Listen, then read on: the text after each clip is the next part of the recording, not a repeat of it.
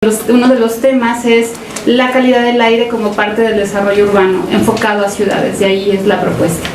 Lo que yo propongo en esta presentación y para este seminario permanente, que idealmente hoy lo iniciamos con todos ustedes, lo presentamos, pero que en octubre nos volvemos a ver, y es una invitación para que de aquí a octubre pues presentemos o trabajemos en las diferentes líneas de investigación, y yo los invito a considerar el tema de ciudades como un factor de cambio ante el cambio climático y la contaminación del aire. El tema de contaminación del aire y cambio climático lo compartimos con el doctor Ruiz, que ya presentó esta mañana.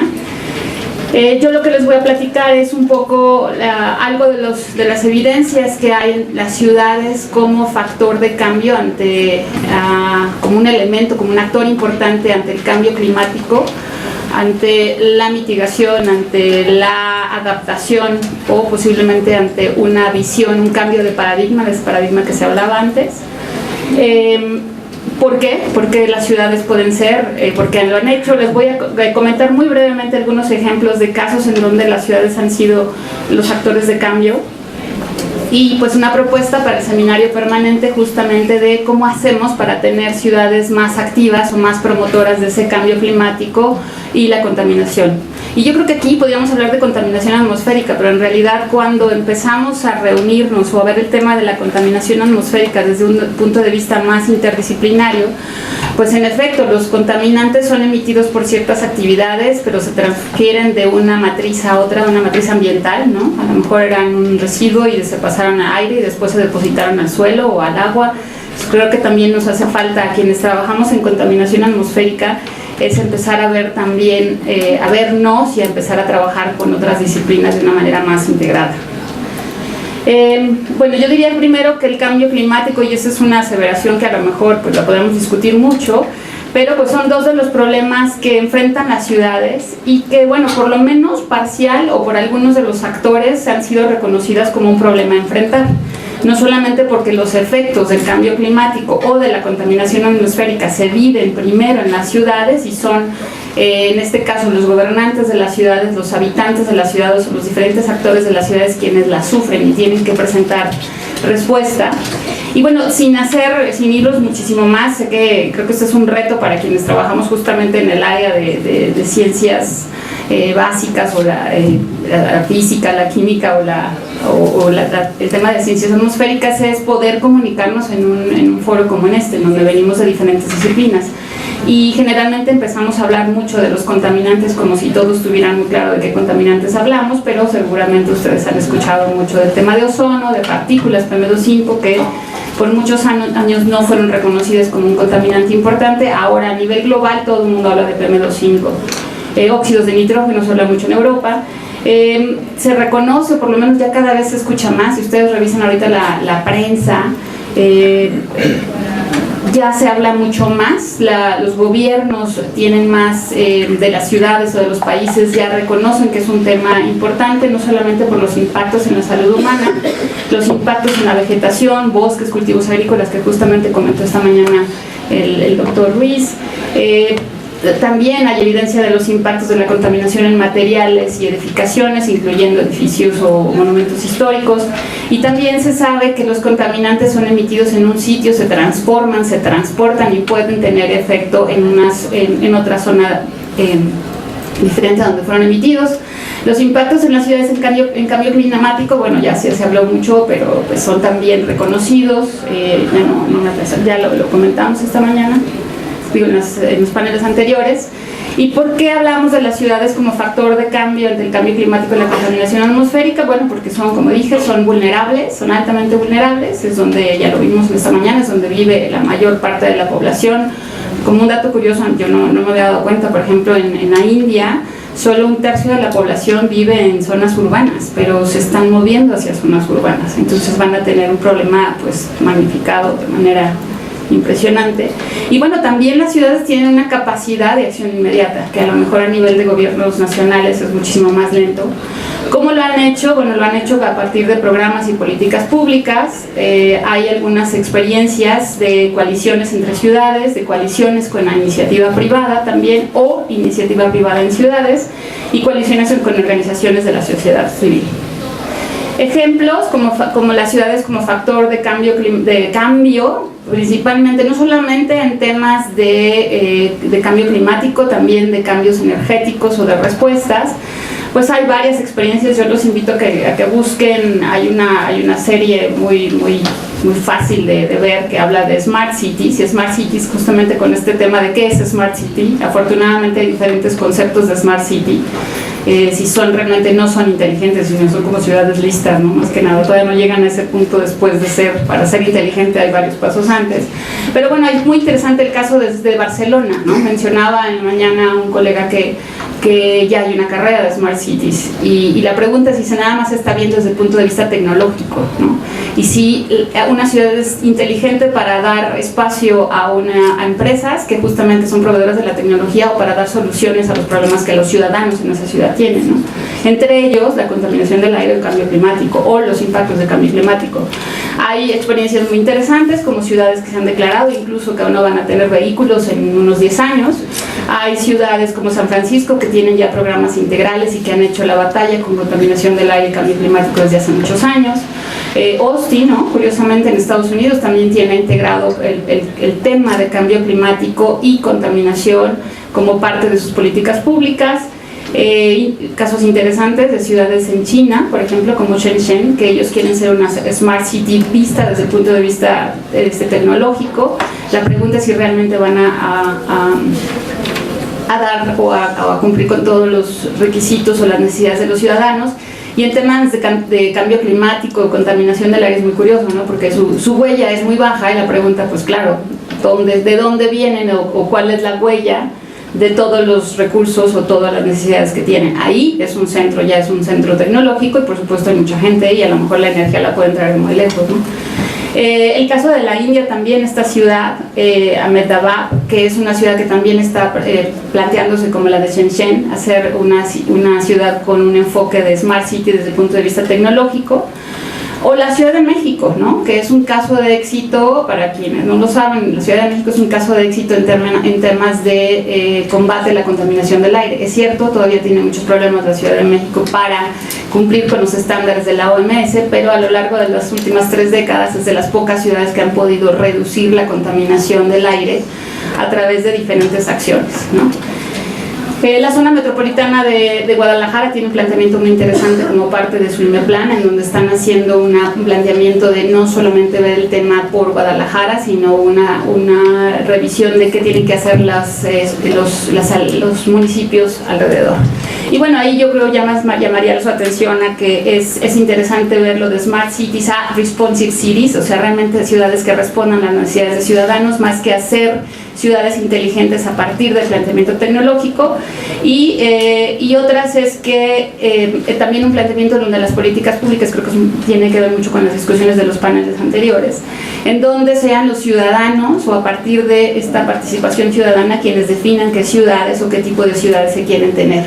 Y en ese sentido es cómo se va a responder ante todos los impactos del cambio climático, o si pueden ser ciudades que también contribuyen a reducir las emisiones, y que ya ante los impactos cómo van a atender problemas de agua, de escasez de agua, cómo van a tener problemas de todos los problemas que vienen con contaminación del aire, ¿no? Entonces, bueno, aquí el planteamiento es por qué las ciudades pueden ser, cuáles son las evidencias de las ciudades como actores de cambio en cambio climático. Pues hay muchísimas, hay muchas ciudades que están definiendo sus políticas públicas ante cambio climático y energía, han sido líderes en la transición de descarbonización, que no ha sido el caso de muchos países a nivel nacional. Ellos han tenido que resolver, las ciudades están teniendo que resolver pues la crisis de manejo sustentable de sus recursos, ¿no? Desde agua, aire, por supuesto residuos, suelo. Algunas de ellas han rebasado o han hecho una desviación incluso a las políticas nacionales, que a veces son más lentas o que no han respondido a estas necesidades. Muchas ciudades están uniéndose en equipo, están colaborando, están creando coaliciones y están compartiendo experiencias respecto a soluciones y problemas de cambio climático, y en muchos casos pues tienen iniciativas que reflejan justamente sus ambiciones, sus prioridades e intereses. Hay mucho más experiencias de ciudades costeras que están haciendo, por ejemplo, programas de adaptación, pero también hay una variedad impresionante. En el caso de aire, pues sí, también las ciudades tienen experiencias como actores de cambio en la definición de políticas públicas para mejorar la calidad del aire. El caso, por ejemplo, de la Ciudad de México sería un caso. Hay líderes ya identificados en la mejora de la calidad del aire. Como les digo, si ustedes analizan qué ha pasado en los últimos años, hay ciudades que su calidad del aire ha empeorado y hay ciudades que han logrado por lo menos ir reduciendo los niveles, aunque no lleguen a los niveles que desean. El caso de Londres, de Los Ángeles, por ejemplo, es impresionante, en 50 años lo que lograron hacer. Santiago de Chile también es una experiencia, la Ciudad de México misma, o Beijing, ¿no? Todos los cambios que están haciendo y que les tomarán tiempo, pero que están a una velocidad impresionante para mejorar la calidad del aire con respecto a muchas ciudades, ¿no? Hay experiencias de cómo solucionan crisis de calidad del aire, ¿no? Estoy diciendo casi los mismos puntos, crisis de calidad de contaminación, de cambio climático. Pues en Estados Unidos hay muchas experiencias de hace muchos años de cómo hicieron cuando tenían altos niveles de ozono. Aquí en la zona metropolitana del Valle de México pues tenemos una experiencia de ya más de 2 décadas de cómo tratamos los días de alta contaminación, contingencias ambientales, atmosféricas, o los días de alta contaminación que vemos frecuentemente ya en Beijing, en Delhi o Medellín mismo. Hay una gran cantidad de ciudades que ya están actuando a solucionar a muy corto plazo ya cuando el problema lo tienen. Todavía no hay muchas experiencias, salvo algunas, en donde realmente han implementado políticas públicas, pese a que en las políticas públicas nacionales toman mucho más tiempo. Algunas se están uniendo en equipos, algunas están haciendo coaliciones y compartiendo experiencias, pero el momentum todavía no es, o sea, creo que hay muchas experiencias, pero no estamos todavía en el tema de contaminación del aire o contaminación atmosférica como lo que está pasando en cambio climático. Y la gran pregunta es, ¿por qué no lo hacemos? Si quienes hemos trabajado en contaminación atmosférica desde hace mucho tiempo estamos identificando que son las mismas fuentes, a veces son los mismos drivers, ¿no? A veces es la misma matriz, ¿no? La misma matriz socioeconómica que está generando estas emisiones. Y sin embargo las soluciones se ven o como contaminación o control de contaminantes o como contaminantes de gases de efecto invernadero, contaminantes climáticos, cuando en muchos de ellos, como se dijo también esta mañana, como lo comentó Gerardo, pues algunos de ellos son ambos, o sea, tienen impactos de cambio climático y son contaminantes atmosféricos. ¿No sería más fácil hacer un análisis de cuáles son las políticas públicas que aplican para cambio climático y contaminación atmosférica? Y contaminación atmosférica no tenemos que esperar muchísimo, lo estamos viviendo y lo hemos vivido desde hace muchos años, ¿no? Este era un ejemplo siguiendo la línea que Gerardo platicó esta mañana. Pues son las mismas fuentes, a veces son los mismos contaminantes que se emiten, son más bien las mismas fuentes, se emiten contaminantes de diferentes escalas. Pero continuaría nada más que uno de los ejemplos de estas coaliciones en donde las ciudades se están uniendo para, en este caso ni siquiera es cambio climático, sino es una coalición para la transformación urbana, en donde el tema de cambio climático y el tema de contaminación del aire y el tema de otros tipos de recursos se ven como parte de las consecuencias o de los drivers en términos de cómo hacemos ciudades o esta transformación urbana, ¿no?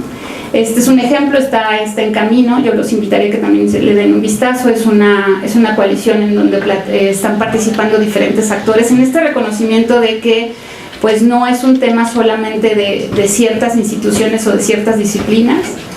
Es una coalición que está aplicando a diferentes países, y pues la idea es que estos países se compartan el tema de esta transformación urbana, ¿no? ¿Cómo se está haciendo? Pues este sería el mecanismo, no me voy a detener mucho. Pero pues más bien yo creo que aquí la propuesta y es también la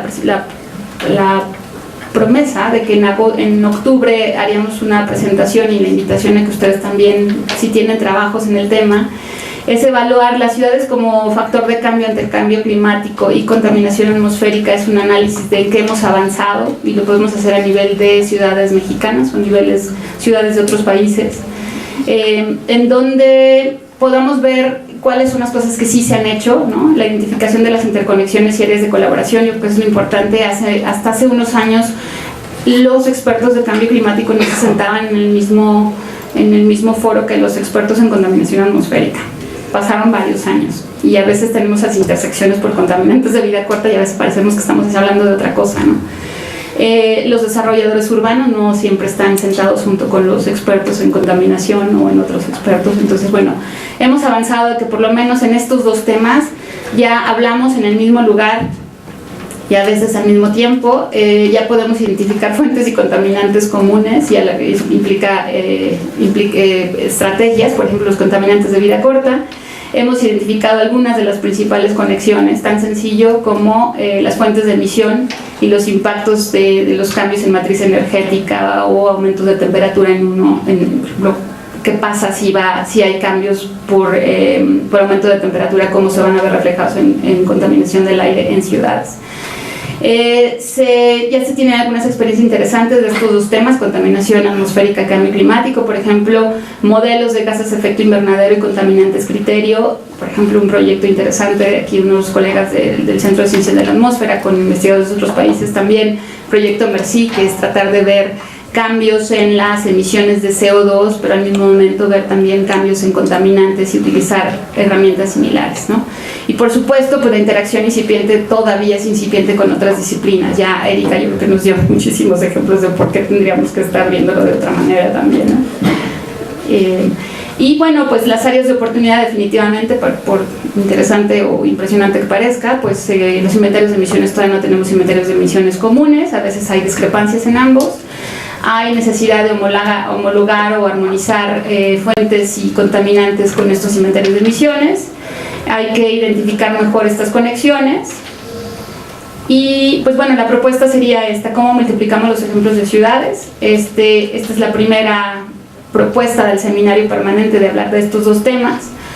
Y que pues idealmente en octubre podamos compartir el análisis del estado del arte desde un punto de vista interdisciplinario, no solamente como inventarios de emisiones o modelos o herramientas que haya, sino incluso hablar de presentaciones de estudios de caso y la presentación de un trabajo, pues idealmente de manera interdisciplinaria, pues a lo que falta del año o el año que entra para el mismo seminario.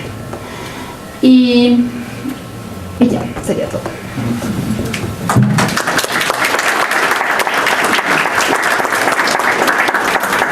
Doctora Karina.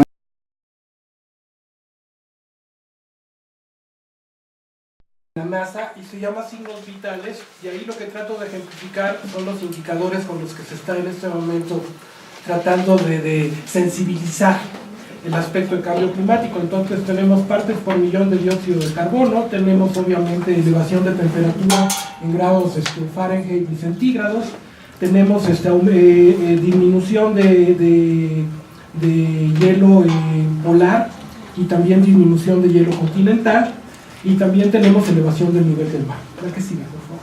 Bueno, yo sí considero pertinente hablar de datos, y en este caso lo que trato de mostrar aquí son los datos hasta el 2014 de los niveles de emisión global que se tenían. Básicamente lo que quiero que enfoquen su atención es en la columna en este caso del lado izquierdo. Pongo en números rojos la del lado derecho porque se refiere al uso de suelo, mientras que la otra se refiere a las emisiones vinculadas con quema de combustibles fósiles y e industria cementera. Y bueno, básicamente lo que tenemos ahí como número, a pesar de que no lo vean porque la pantalla está chiquita, es que hay una diferencia del 90% versus el 10% entre contaminación vinculada con quema de combustibles fósiles y con la quema y más bien con los cambios de uso de suelo. Claro, aquellos países industrializados nos van a decir, pero es que hay mucha incertidumbre hablando de modelos, ¿no?, en relación a los cambios de uso de suelo. Entonces, bueno, regresando a modelos y sistemas complejos, el punto importante aquí es que tanto el cambio climático es un problema multifactorial, pero también la ciudad es un problema multifactorial. Por lo tanto, estamos hablando de un grado de complejidad importante cuando estamos tratando de tomar ambos temas. Pero bueno, yo voy a tratar de ir dirigiendo la exposición a por qué la ciudad. Un punto importante es de que en el reporte de evaluación del Panel Intergubernamental de Cambio Climático número 5, publicado en 2014, apenas empiezan a tomar a la ciudad como un actor importante en cambio climático. Es decir, han habido 4 reportes anteriores en las que la ciudad no se pelaba, y apenas en el 5.º reporte hay un capítulo que es un capítulo final donde se toma en cuenta justamente el tema de ciudad. Nada más para que vayamos viendo también esto de despolitizar discursos, ¿no? Y en términos de responsabilidad, ese es un punto importante. El segundo es de que en el nuevo reporte, en el último reporte del 1.5, ¿no?, que es el reporte especial, ya empezamos a ver una diferencia en términos de la permeabilidad del tema de ciudad, tanto en aspectos de mitigación como en aspectos de adaptación, hablando de discursos y de construcción de un discurso escrito que empieza también a permear el aspecto nada más apolítico sobre emisiones y cambio climático. La que sigue, por favor. Bueno, aquí yo trato de, como el público también, mucho del público es estudiantil, lo que trato de ejemplificar en esta diapositiva es que del lado izquierdo sería el tipo de combustibles que hemos utilizado en términos de la matriz energética. La barra más grande es carbón, la que sigue es petróleo, la que sigue es gas, la que sigue son emisiones fugitivas de gas, y la última son cambios de uso de suelo. Y en el extremo derecho lo que vemos es el grado de contaminación por continentes.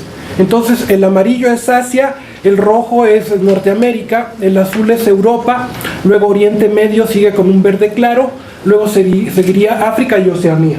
Grosso modo, eso sería los círculos. Lo que quieren representar son cuáles son los países más contaminantes, los círculos más grandes a los más chicos. La que sigue, por favor. Esta es una diapositiva que lo que trata de mostrar es del 95 a la fecha, del 95 al 2010, cómo han sido las emisiones de distintos países. Ahí tengo Alemania, Japón, Rusia, Estados Unidos, India y China, sí. Entonces, la primera barra corresponde a Alemania y más o menos es una emisión estable, pero con una tendencia a la baja. Vemos a Japón y básicamente es una emisión estable, al igual que la Rusia. Estados Unidos, aparentemente hay una curvita que trata de bajar emisiones, pero está estable, ¿no?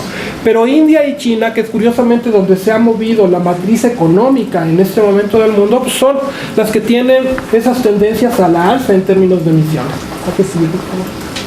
Bueno, esta es una diapositiva muy bonita, muy ilustrativa de nuestro mundo, ¿no? Es una fotografía nocturna de básicamente la iluminación mundial, y si se dan cuenta, esa iluminación tiene relación con capitales y con caminos. Entonces es muy bonita, pero ahí más o menos podemos ver dónde están los focos de gran iluminación y por lo tanto de gran consumo energético, grosso modo. La que sigue, todavía más ilustrativa, es esta, la fuente es Banco Mundial, y lo que tratan de ejemplificar los puntos es también la emisión per cápita. Y esa emisión per cápita, curiosamente, en este mapeo se ubica ya en capitales, ¿sí? Y es por ahí por donde yo voy dirigiendo la exposición. La que sigue, por favor. Bueno, en esta gráfica lo que trato de ejemplificar de los 1800 a la proyección al 2050 es que el cruce de la curva es básicamente lo que ha sido población rural versus población urbana. Entonces más o menos había, vamos a decirlo así, un equilibrio entre población urbana y rural, pero este es el siglo urbano, el siglo XXI es el siglo urbano, ¿sale? Por lo tanto cobra también importancia el aspecto relacionado entre cambio climático como problema multifactorial y ciudad, ¿vale? La que sigue, por favor.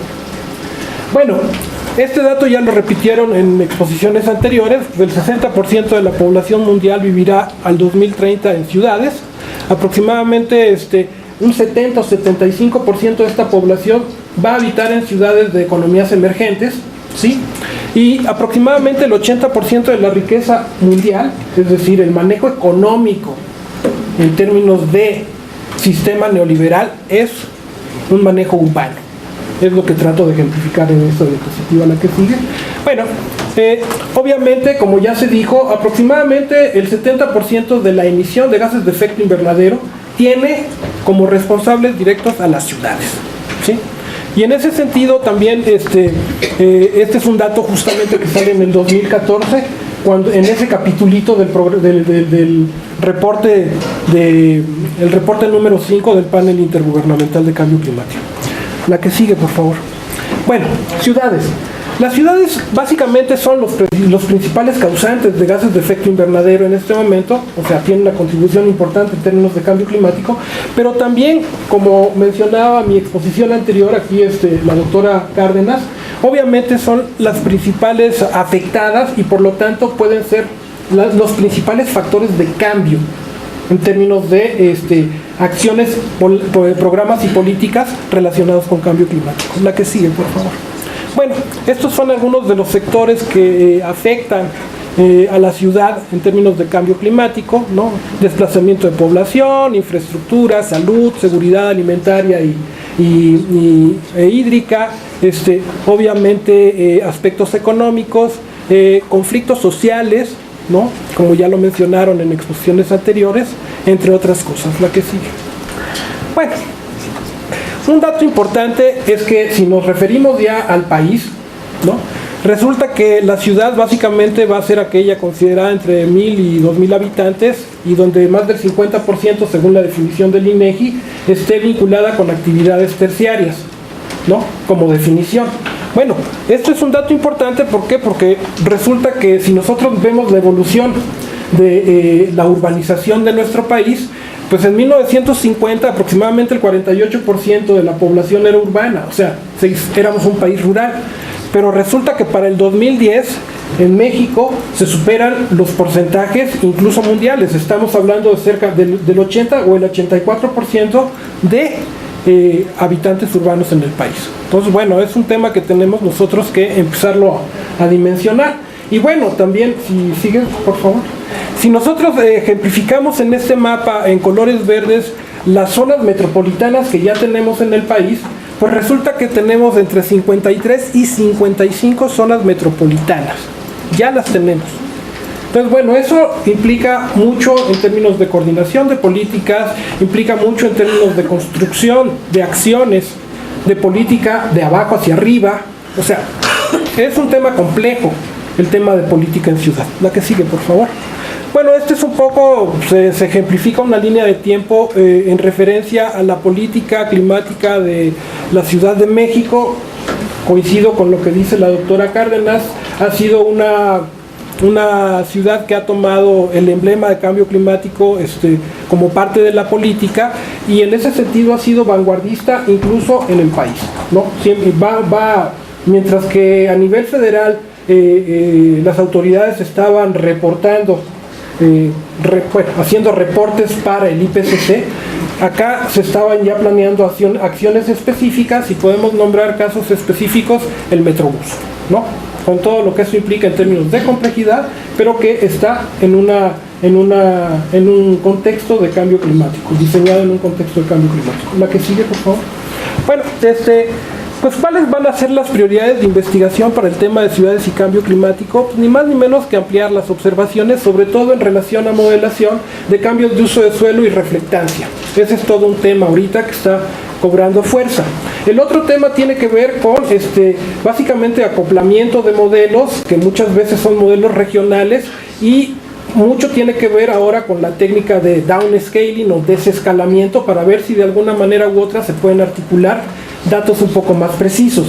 Pero también el otro elemento que cuenta es de que ahora, por la misma, vamos a decirlo así, capacidad de cómputo, pueden crearse modelos que tienen que ver más bien de abajo hacia arriba. O sea, modelos de cuencas, modelos de cambios de uso de suelo, expansión urbana, se pueden construir de abajo hacia arriba. Un punto importante también es que ni más ni menos hay que estudiar un tema que es omiso cuando se toma el tema, se toca el tema de la ciudad, que son los asentamientos humanos irregulares. Resulta que aproximadamente hay un número interesante por parte de Banco Mundial y otras entidades que están estudiando el tema. Aproximadamente 3,000 millones de habitantes de aquí al 2030 van a ser habitantes de asentamientos humanos irregulares. Y curiosamente, cuando uno revisa muchas veces los programas de política pública, ese sí es un dato omiso, ¿no?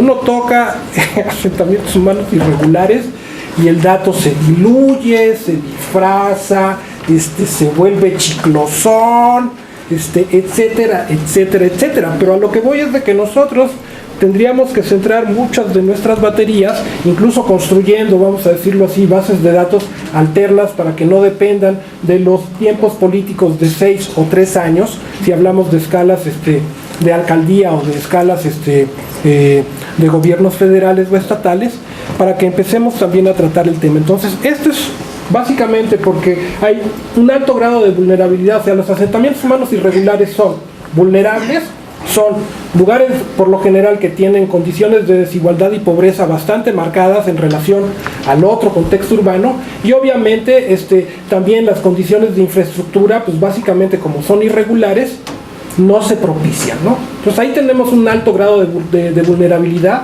a problemas de cambio climático, ¿no? Si quisiéramos empezar a solucionar cuestiones de adaptación, pues ese tendría que ser el tema. ¿La que sigue?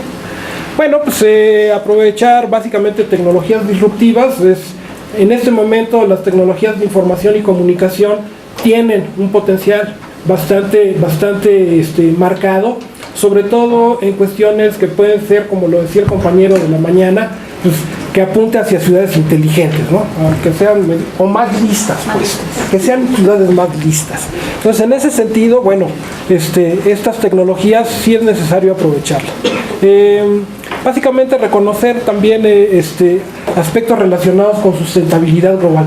Sustentabilidad también es un término resbaloso, ¿no? O sea, si nos ponemos a ver esto desde la cumbre del 92 de Río, estamos hablando de desarrollo sustentable y cambio climático, porque cambio climático también el primer reporte se da en 1988 como parte del insumo que tenía que discutirse en Río, y tenemos básicamente 30 años donde el acuerdo, vamos a decirlo así, a escala supranacional ha sido complejo, y bueno, poniéndolo en otra perspectiva, pues muchas de las coaliciones de ciudades a otra escala son las que en este momento pueden permitir que haya mayor posibilidad, por ejemplo, de conseguir Acuerdo de París, ¿no? Por mencionar un posible eslabonamiento entre políticas internacionales y lo que se está haciendo a escala de ciudad.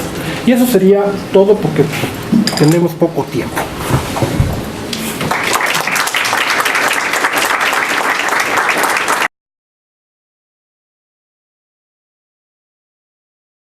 Me da gusto que, sin habernos puesto de acuerdo totalmente, porque sí tuvimos varias sesiones de preparación, hay puntos de coincidencia muy importantes. Yo voy a referirme solamente a la fragmentación disciplinaria como un problema para la explicación. El segundo término, urbanización periurbana, difusa, desparramada, creo que le dijo Gerardo. Esta cuestión sobre el interés sobre una ciudad compacta como un factor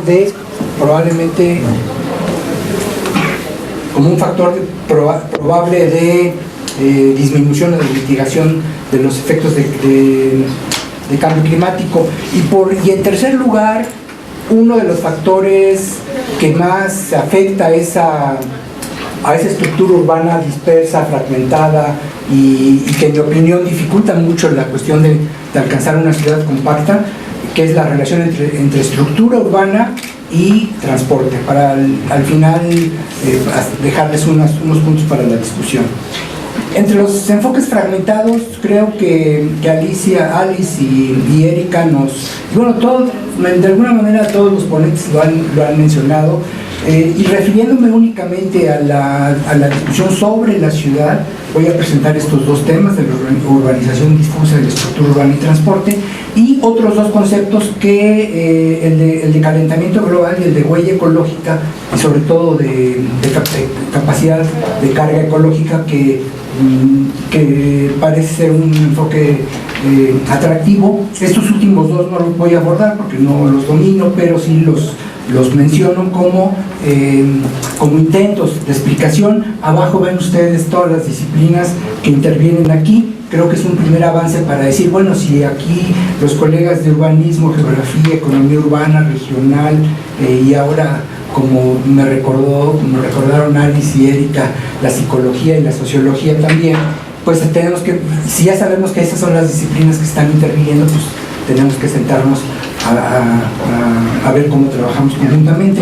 En el caso de la urbanización periurbana, miren, la cuestión de la teoría sobre la ciudad es una cuestión muy compleja, porque pensar la ciudad ha sido prácticamente una actividad desde, si ustedes quieren, desde los fenicios o antes, desde los mesopotámicos, ¿no? Fundar una ciudad para congregar esfuerzos, para obtener mejores condiciones, el grupo sobrevive mejor, ponerse junto a un río, todo eso se ha venido pensando desde hace muchos años, mucho tiempo, pero solamente les presento dos propuestas teóricas que en mi opinión abonan mucho al ejercicio de repensar la ciudad. El de la urbanización diferencial de Heyer y Contuli, que es este primer esquema, y el de la urbanización difusa.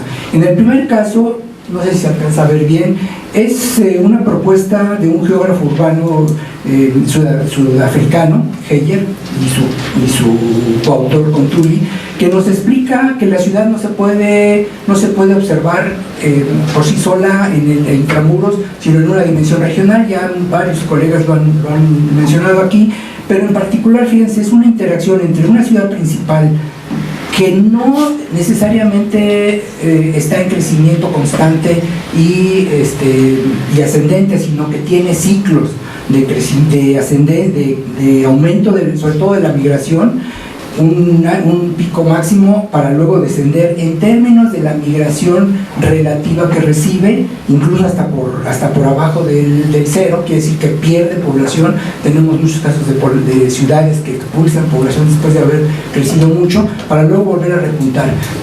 Eso es más o menos conocido, pero en lo que él dice, hay que ver ese crecimiento, esa dinámica, hay que verla en conjunto con las ciudades secundarias que están aquí, tal vez una línea que se advierte menos, las ciudades secundarias que están en su área de influencia. ¿Qué tan lejos es esa área de influencia? Pues bueno, es difícil cuantificarla, es difícil medirla, pero sabemos que está entre 50 y 150 kilómetros de esa ciudad principal, en función principalmente de los modos de transporte. En Francia e Inglaterra, por ejemplo, pues esta distancia sabemos que es muy claramente ubicada entre 80 y 100 kilómetros, antes de la aparición de los trenes rápidos, que ya aquí va a refuncionalizar esa distancia. Todavía yo por lo menos no he sabido cuál ha sido ese efecto de los trenes rápidos, que ya en Francia tiene por lo menos 20 años, China está, Japón acaba de poner en práctica el maglev, el tren de levitación magnética, que alcanza una velocidad de entre 450 y 500 kilómetros por hora, y también va a refuncionalizar todo el sistema urbano regional. Pero bueno, nosotros que no tenemos esas tecnologías, vamos a decir, porque los políticos que tomaban las decisiones en su momento no las tomaron, y cuando ahora las toman, por ejemplo el tren rápido, que es que de Toluca a México, pues lo hacen verdaderamente, lamentablemente, muy mal. Bueno, y por último, ya casi no se ve la tercera rayita, es la evolución de las ciudades pequeñas, las ciudades chiquitas. De hecho, esta teoría de la urbanización diferencial también se le conoce como la teoría de las ciudades pequeñas. Quiere decir que en este conjunto regional en donde la influencia tanto de una ciudad principal como de las ciudades secundarias que interactúan con ella, hay un montón de ciudades chiquitas pues que también forman parte de esa interacción. Ahora, ellos propusieron, Heyer y Contuli plantearon este esquema teórico con base en una sola variable, lo cual es un atributo bastante interesante. Ustedes saben que se dice en matemáticas, se dice que una propuesta es elegante mientras más sencilla es. Bueno, en este caso, ahora es difícil, yo no conozco operacionalizaciones de esta teoría. El mismo Heyer y Contuli lo han intentado. Aquí en México lo intentó Crescencio Ruiz Chapeto, un urbanista destacado del Colegio de México, que ya murió. Él al final de su vida lo intentó aplicar esta teoría, y bueno, más o menos lo logró con las ciudades más grandes. La segunda... Hoy no puse tiempo. La segunda teoría es este es un geógrafo italiano, de Matteis, que le llama la urbanización difusa, que en cierta forma es otro punto de vista del anterior modelo. Él nos dice que hay una ciudad principal, luego las ciudades secundarias, que visto en términos de su crecimiento relativo y total, pues implican pequeños conos de incremento. Aquí la ciudad principal viene disminuyendo su densidad, sus usos del suelo, su compacidad, etcétera, y de repente aparecen unos picos de las ciudades secundarias. Aquí en el caso nuestro diríamos Ciudad de México, luego baja todo hasta Toluca, o hacia el sur baja todo hasta Cuernavaca, y hacia el oeste, hacia el oriente, hacia Puebla. Bueno, pero todavía más allá están las ciudades chiquitas que luego nuevamente vienen a ser pequeños picos. Bueno, nuestra propia contribución a la medición de esta dimensión de la urbanización difusa es lo que hemos llamado, bueno, nos hemos adscrito más bien a los enfoques de periurbanización. Esto ya seguramente ustedes ya lo han escuchado, es una teoría que más o menos empieza a perfilar en los años 90, mediados de los 90, por dos teóricos, también son geógrafos urbanos, me parece, argentinos, pero trabajando en Inglaterra, y que nosotros hemos modelizado como el índice de consolidación urbana regional. Aquí lo vemos en términos del mapa para la corona regional de la región centro de la Ciudad de México. Esta es la Ciudad de México, esta sería Toluca, Cuernavaca, Puebla y por aquí Pachuca. Y los colores verdes, gracias a la metodología que utilizamos, nos permite identificar por lo menos tres categorías de periurbano, porque ahora sí que hay de periurbanos a periurbanos. No todas las ciudades que están en el ámbito, vamos a decir, rural, que ya esperemos que con este enfoque nos permita superar esta dicotomía teórica entre lo rural y lo urbano. No todas las localidades que están alrededor de un lugar central son periurbanos. Digamos, son periurbanos en términos geográficos de distancia euclidiana, pero no todos tienen la misma interacción con la Ciudad de México. Aquí pueden ustedes ver los verdes claros, son aquellos municipios que tienen mayor interacción con la ciudad, y los verdes oscuros son los municipios que todavía tienen características que llamamos rurales, PEA predominantemente rural, baja relación funcional de empleo-trabajo, que lo vamos a ver adelante porque es uno de los factores clave para medir la influencia de las ciudades. Bueno, este es un trabajo todavía inédito, está publicado en un informe de un estudio que coordinó Gerardo. No recuerdo si está en la página. Yo creo que está en la página. Seguro está en la página. El proyecto se llamó ECAIM, híjoles, Corona. ECAIM. Bueno, ustedes lo buscan con ECAIM, ECAIM. Y estamos ahorita por publicar ya la metodología en una revista. Espero que sea pronto.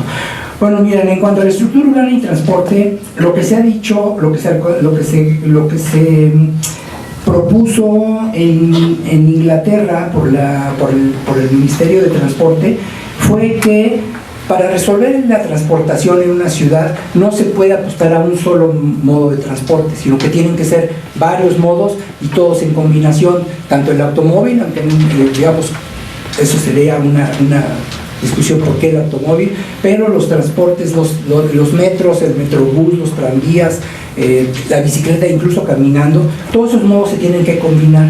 El tema aquí es que no es que se utilicen así nada más ahora sí que como vaya saliendo, sino que tienen que interconectarse, si no tiene ningún sentido.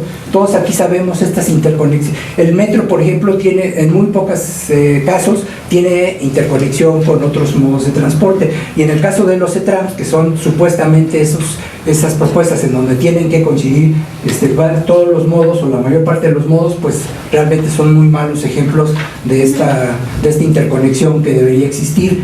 En la última encuesta Origen-Destino fue un gran descubrimiento encontrar la cantidad de tramos de transporte, no viajes, tramos de viajes que se hacen caminando. Si mal no recuerdo, son 11 millones del total de... ¿Sí? 11 millones. Sí, de los 35. De los 35 millones caminando. Diarios. O sea, Claro, son tramos pequeños, o esperemos que pequeños, de la casa a donde me subo a la primera estación del transporte público colectivo, pero es una cuestión significativa. En los países, no sé cómo llamarles, en los países del norte, esa distancia de cuánto camino, cuál es la distancia óptima de caminar de mi casa a esta estación, es de entre 200 y 400 metros. En México sí es el histograma de estos tiempos de caminata. Sí es cierto que están entre menos de 400, pero luego hay otra caída del valor y se vuelve a emparejar, vuelve a haber otra segunda caída hasta los 800 metros. Quiere decir que hay gente que camina casi 1 kilómetro para tomar un modo de transporte. Y la otra cosa es que la mayor parte de los viajes implican más de un modo de transporte, una cantidad significativa que toma por lo menos 3. Entonces, la interconectividad creemos que es una buena manera de medir. En este caso, ya no solo la movilidad, que es el otro, voy a explicar por qué no es solo la movilidad. La movilidad se puso de moda de repente porque empezó todo el mundo a hablar de movilidad, en la televisión hablan de movilidad, los funcionarios hablan de movilidad, pero lo que en realidad importa es la accesibilidad. Miren, la movilidad implica una forma de mover más gente, ¿no? Eso pues sí, pero si nosotros ponemos una carretera, vamos a decir, al medio del desierto, que un tren que pueda llevar, no sé, cientos de miles de pasajeros, pero pues, ¿a dónde va? Pues si no va a ningún lado o va a cualquier lado, pues no importa. Nosotros lo que necesitamos resolver es cómo voy de mi casa al destino que me interesa, ya sea la escuela, ya sea mi trabajo, ya sea adquirir compras o incluso hasta recreación.